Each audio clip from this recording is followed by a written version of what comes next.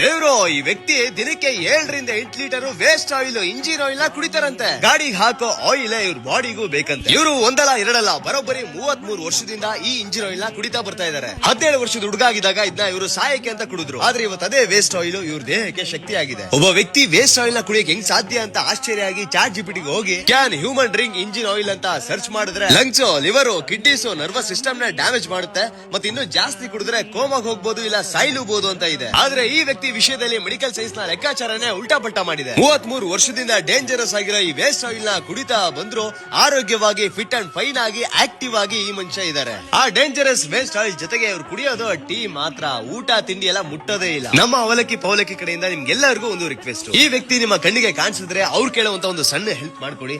ಒಂದು ಟೀ ಕೇಳಬಹುದು, ಇಲ್ಲ ಇರ್ಮುಡಿ ಚೀಲಕ್ಕೆ ಹೂನಾರ ಕೇಳಬಹುದು, ಅದನ್ನ ತಗೊಡಿ ಪ್ಲೀಸ್. ಇವರ ಬಾಡಿಗೆ ಅನ್ನ ಅಂತ ಸೇರೋದೇ ಇಲ್ಲ, ಬರೀ ಆಯಿಲ್ ಕೊಟ್ರೆ ಸಾಕು ಹುಡ್ಕೋತೀನಿ ಅಂತಾರೆ. ಇನ್ನೊಂದು ಗಾಬರಿ ಆಗೋ ವಿಷಯ ಏನಂದ್ರೆ ಇಷ್ಟು ವರ್ಷದಲ್ಲಿ ಇವರು ಡಾಕ್ಟರ್ ಹತ್ರನೇ ಹೋಗಿಲ್ವಂತೆ. ಇದೆಲ್ಲ ಹೇಗ್ ಸಾಧ್ಯ ಅಂತ ಕೇಳಿದ್ರೆ ನಾನು ನಂಬಿರೋ ಅಯ್ಯಪ್ಪನ್ ಪವಾಡ, ಅವಂದೇ ಶಕ್ತಿ ಅಂತ ಹೇಳ್ತಾರೆ. ಇವ್ರ ಹೆಸರು ಕುಮಾರ್ ಅಂತ, ಜನಗಳು ಆಯಿಲ್ ಕುಮಾರ್ ಅಂತಾನೆ ಕರೀತಾರೆ. ಮೂಲತಃ ಇವರು ಶಿವಮೊಗ್ಗದವರು. ಇವರು ಯಾಕೆ ಆ ಇಂಜಿನ್ ಆಯಿಲ್ ಕುಡಿಯಕ್ಕೆ ಸ್ಟಾರ್ಟ್ ಮಾಡಿದ್ರು, ಯಾವಾಗಿಂದ ಸ್ಟಾರ್ಟ್ ಮಾಡಿದ್ರು, ಅನ್ನ ತಿಂದ್ರೆ ಏನಾಗುತ್ತೆ, ಇವರು ನಿಜವಾಗ್ಲೂ ಡಾಕ್ಟರ್ ಹತ್ರ ಹೋಗಿಲ್ವಾ ಅನ್ನೋದ್ರ ಬಗ್ಗೆ ಒಂದು ಕಂಪ್ಲೀಟ್ ಇನ್ಫಾರ್ಮೇಶನ್ ನಮ್ಮ ಮಿಸ್ಟರ್ ಅವಲಕ್ಕಿ ಪವಲಕ್ಕಿ ಯೂಟ್ಯೂಬ್ ಚಾನಲ್ ಇದೆ. ಒಂದ್ಸಲ ಹೋಗಿ ಅಲ್ಲಿಗೆ ನೋಡಿ ಅಂತ ಹೇಳ್ತಾ, ಹಾಗೆ ನಮ್ಮ ಪೇಜ್ ನ ಫಾಲೋ ಮಾಡಿ, ಯೂಟ್ಯೂಬ್ ಚಾನಲ್ ದಯವಿಟ್ಟು ಸಬ್ಸ್ಕ್ರೈಬ್ ಆಗ್ಬಿಡಿ ಪ್ಲೀಸ್.